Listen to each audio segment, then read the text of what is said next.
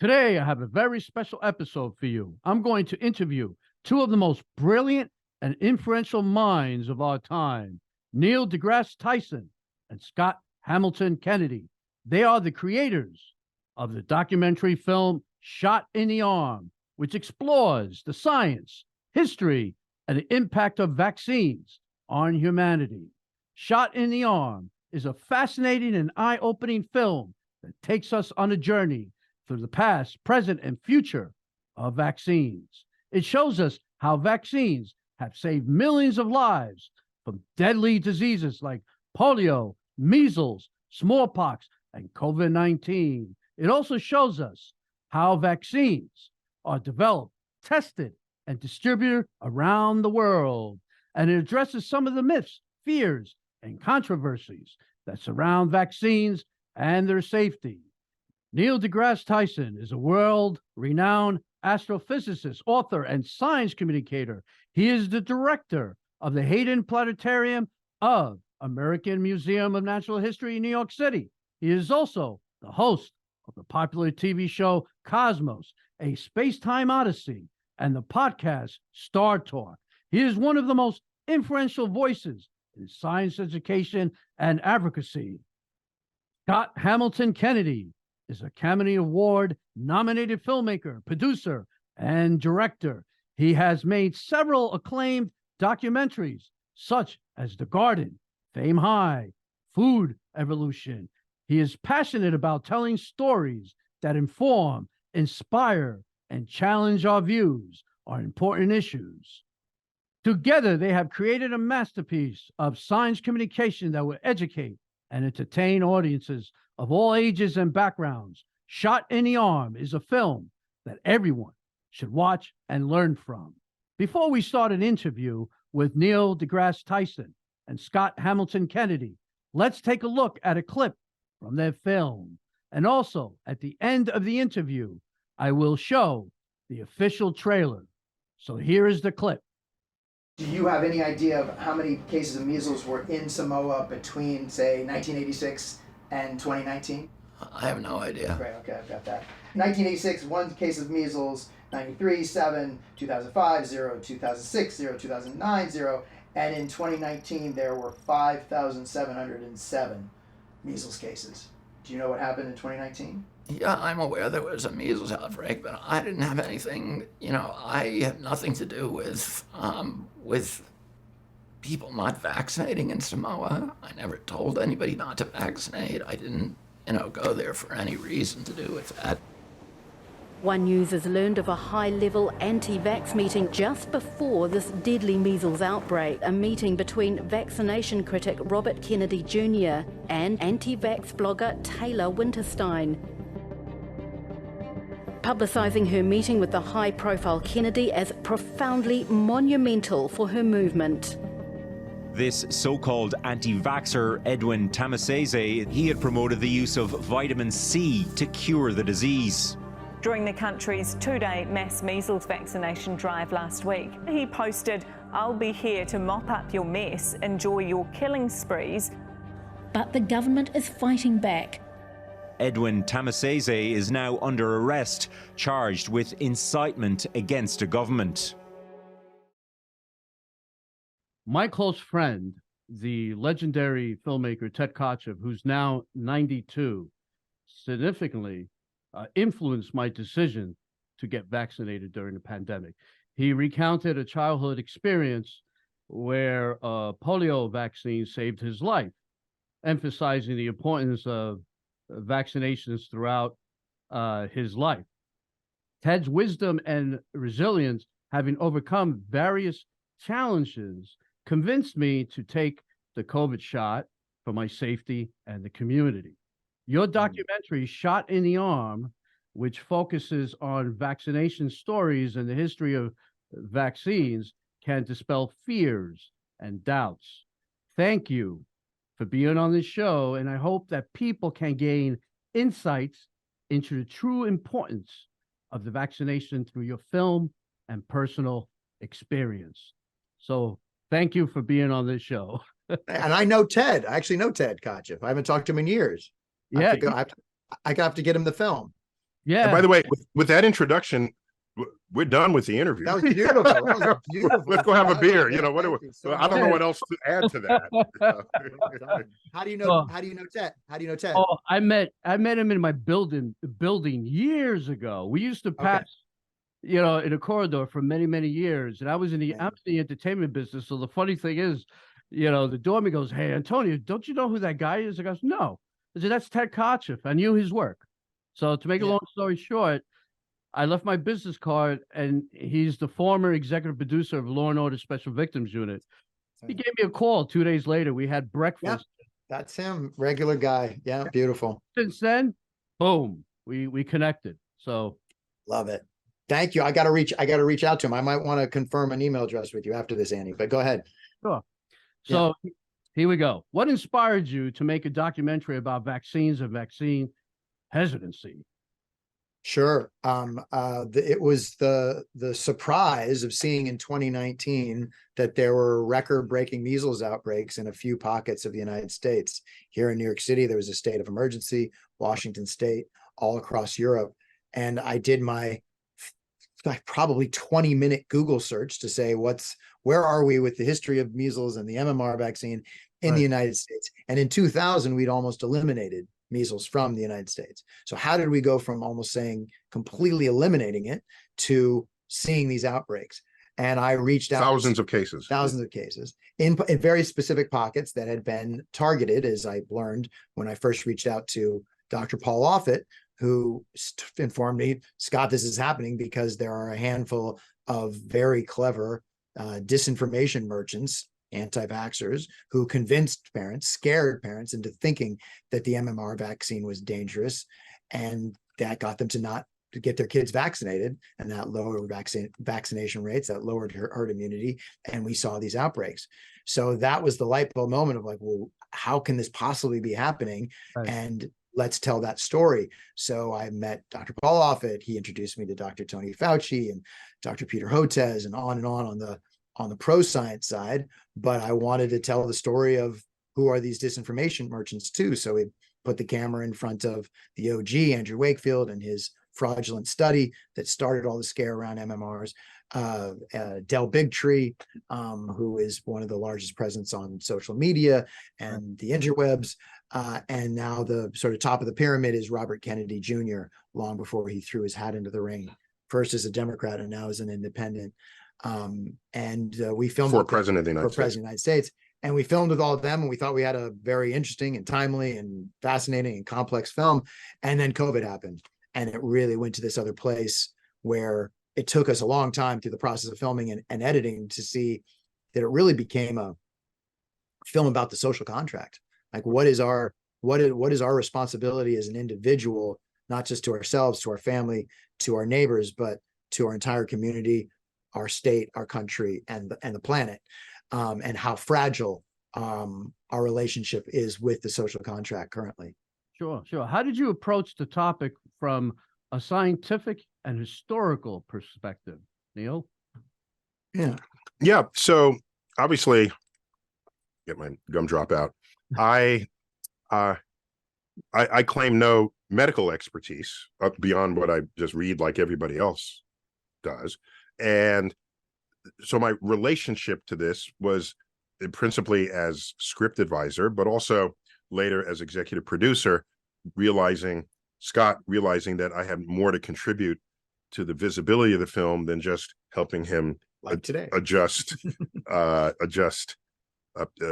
scene sequencings, or there's some scenes that he had, for example, where a claim was made scientifically, and I said, "Scott, you got to put a chart in there or something beneath that, because bring it home." Bring it home, and there it is. And there are ways to do that. You can like draw one in real time swiftly, so that you can see the movement of the data. Or others just had your hands. No. I like that.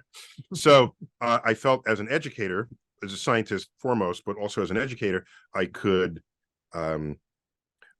there were ways I can contribute to this. Now, the history, I think we could all dig up the history of vaccines. It's very well documented, and he didn't need me for that.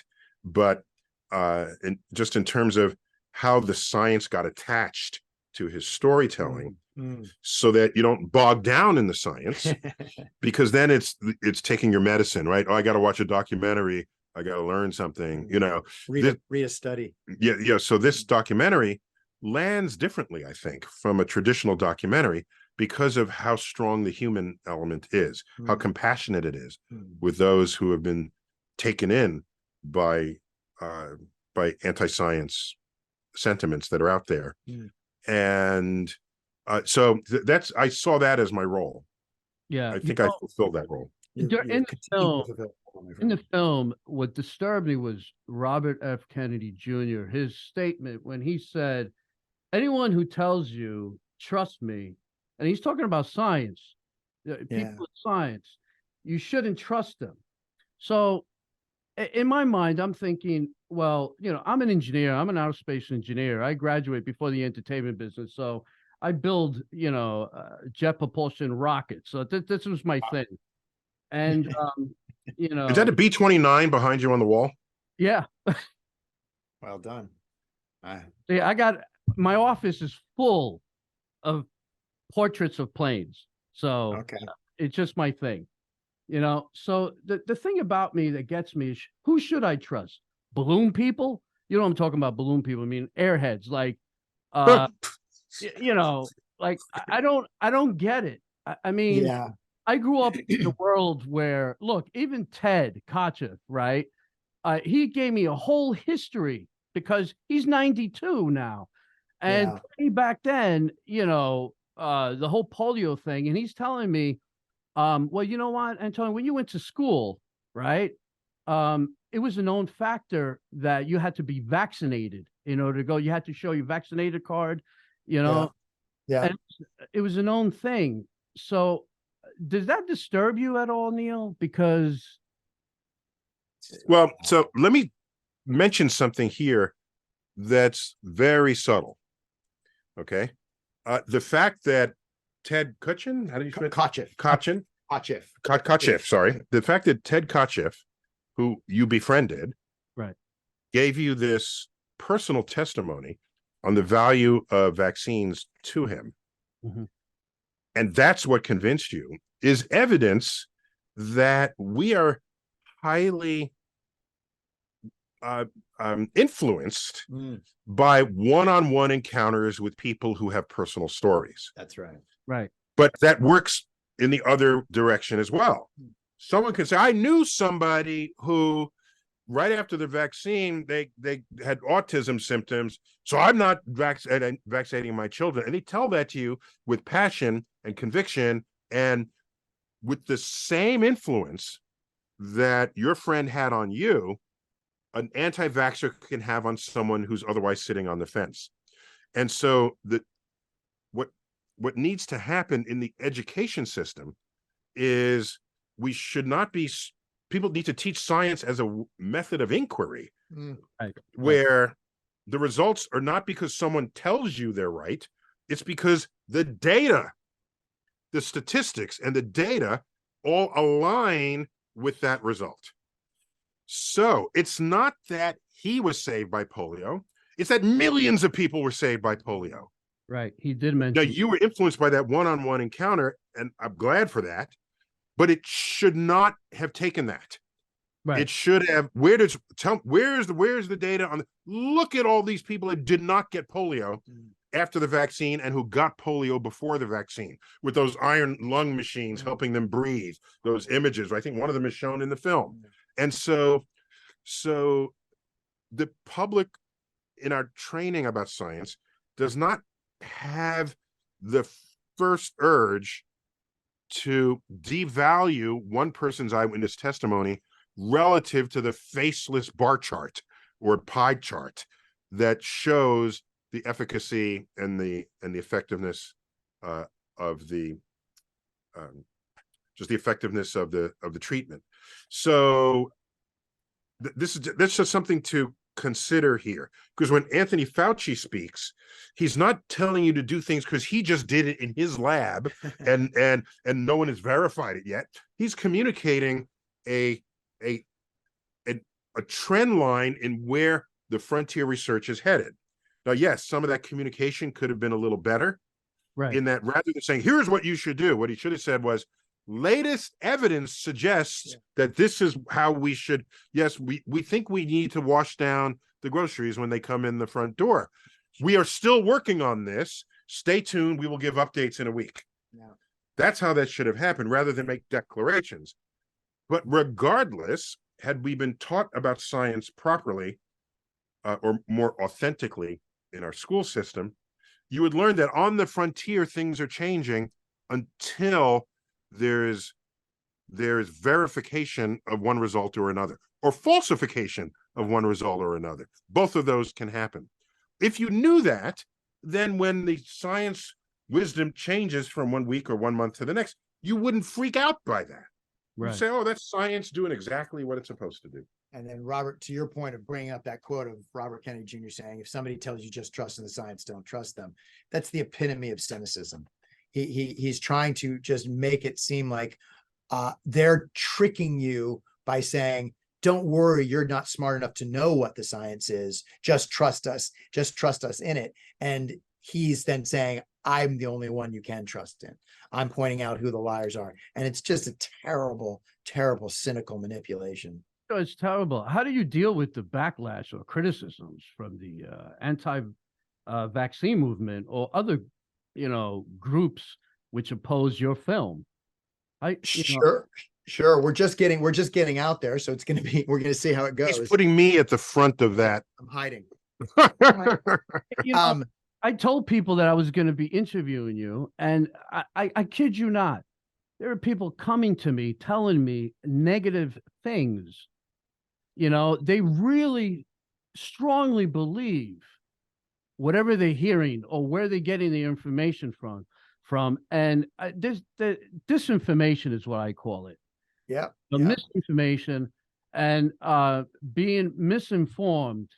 I get it, because I tell them, I said, look, when you were a kid, didn't you, you were vaccinated when you went to school. You don't want your kids to be vaccinated? It doesn't make sense.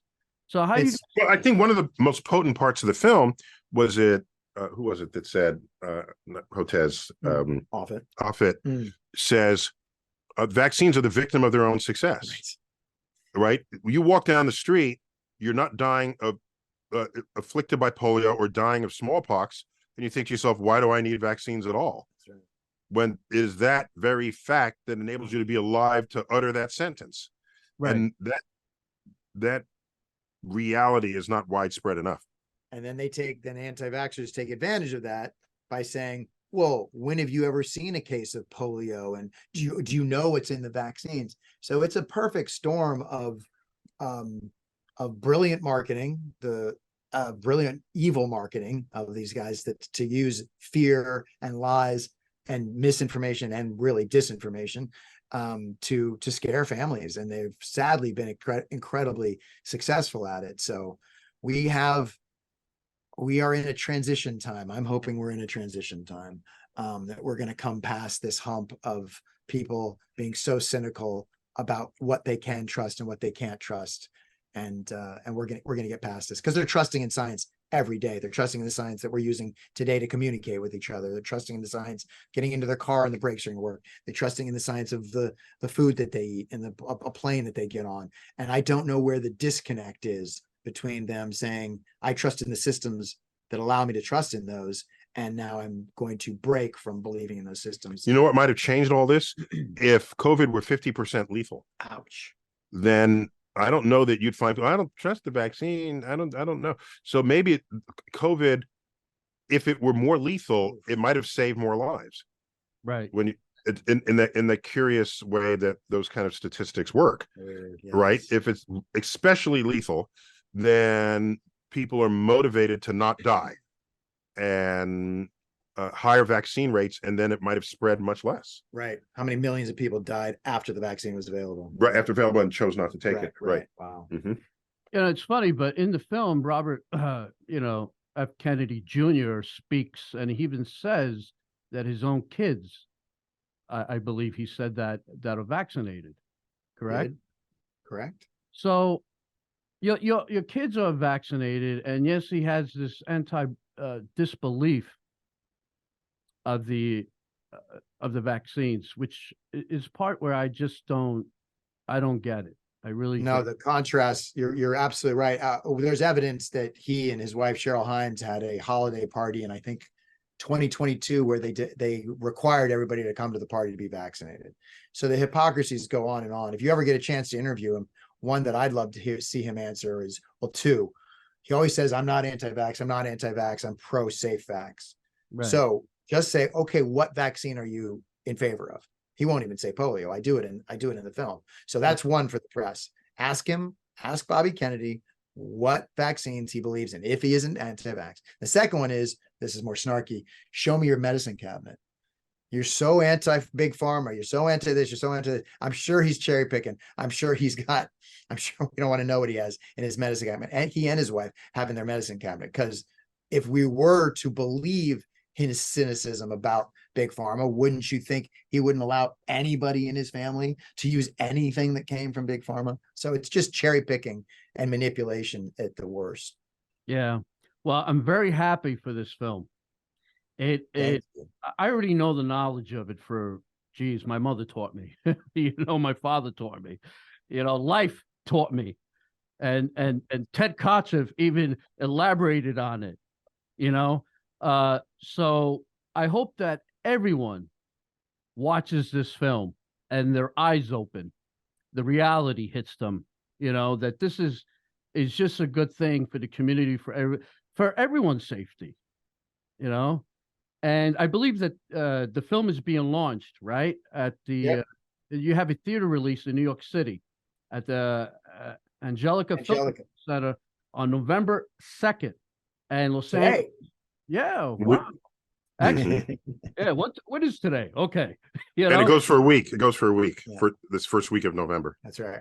And then in Los Angeles on November 17th at the Laemmle Cinema in Glendale. Mm-hmm. Right. So, and then you're going to be doing question and answers in both facilities, right? In both, right. Yeah. On the first of the nights in Glendale and the 3 nights here in New York. I'm based in New York, so it's easier for me to do multiple nights. Yeah. Right. So, and then before expanding to other markets and across North America, congratulations, gentlemen, and thank you for this film. God bless you. I shouldn't even say congratulations, because you know what?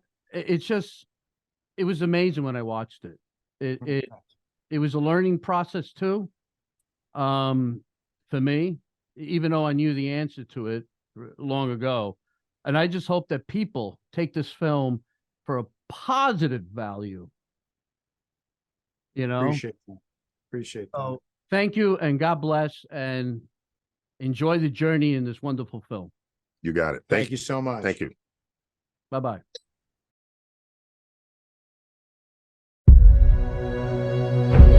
In 2019, I started working on a documentary about the rising rate of measles. Why is this happening? Because people are choosing not to vaccinate their children. And how some were trying to politicize science. Anybody who tells you, trust me on the science, you shouldn't trust them. Our citizens are part of a medical experiment you are putting on them. It is our children that have been affected. They believe what they're saying. Unfortunately, it's a false belief, and their anger is directed in the wrong place. I watched reports that measles is deadly. I think we have to question what we call deadly. If Ebola is sweeping the country, talk to me then. I had no idea what was coming next. Lockdown day 1. From the beginning of COVID, our family struggled to make sense of what was going on. I did think that the arrival of COVID would be the end of the anti-science world. Were you right? I was never so wrong in my life. The vaccine itself is going to kill far more people. Conspiracy theorists play into distrust. Don't trust the experts. Don't trust the scientists. It's going to be a disaster for mankind. I absolutely see the pandemic as an opportunity. On January 6th, these are the anti-vaxxers. You've been sold a lie. Dell is selling a lie, and he's selling it hard, and we're just offering the truth. Science isn't political, at least it shouldn't be. Vaccines have allowed us to live 30 years longer than we did 100 years ago. That's what vaccines can do. This is Vax Talk, the podcast for people who prefer not to get polio.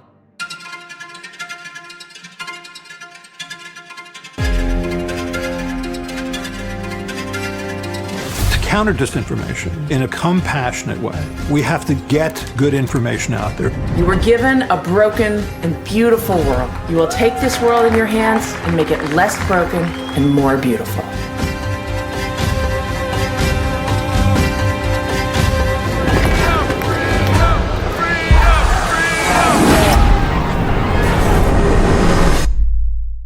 Once the truth doesn't matter, then it's not a democracy anymore.